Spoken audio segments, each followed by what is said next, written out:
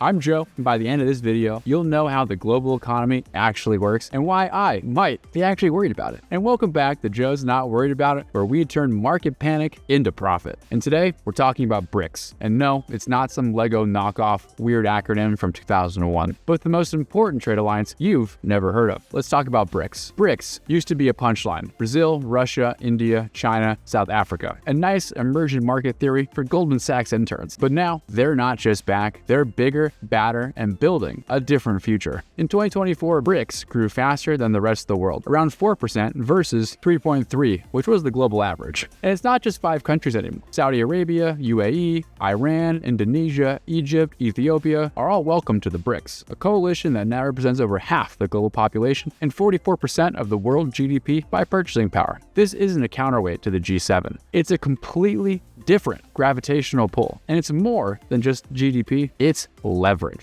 Let's talk power, not just numbers. This group now controls massive chunks of the world's energy, rare earth minerals, manufacturing, and shipping lanes. They don't need to ask permission to trade with each other. They just do it. They've got manufacturing in China and India, resources in Saudi Arabia and Russia, strategic geography from the Red Sea to the South China Sea, and they're building alternative trade routes, alternative currencies, and alternative governance systems. This isn't an alliance of rebels. It's an entire trade architecture. So why do the BRICS matter? The US thinks tariffs are the hammer that fixes everything. Well, at least Trump does. But other countries are responding. The EU now leaning harder into deals with India and BRIC economies. Even old school Western alliances are hedging. At the last BRIC summit in Rio, they talked about finance, climate policy, AI governance, and digital infrastructure. Meanwhile, the G7 keeps trying to solve tomorrow's problems with yesterday's policies. So what are the implications for you, the investor? If you think emerging markets are just about cheap labor and raw materials, you're not paying attention. This block is shifting the balance of global trade, and most portfolios are wildly underexposed. Here's what I bet. As US pressures keep rising, more countries will pivot towards the BRICS. And the smart money isn't betting on who's right, it's betting on who's prepared. So, am I worried about the BRICS? Not at all. As the old adage goes, if you can't beat them, join them. I'm interested in what they're building and positioning myself before the headlines catch up. So thanks for watching. Hit subscribe and leave a comment and tell me, which block do you think wins the next decade? And remember, stay calm, stay relaxed, and more importantly, don't worry about it, because you know I'm not.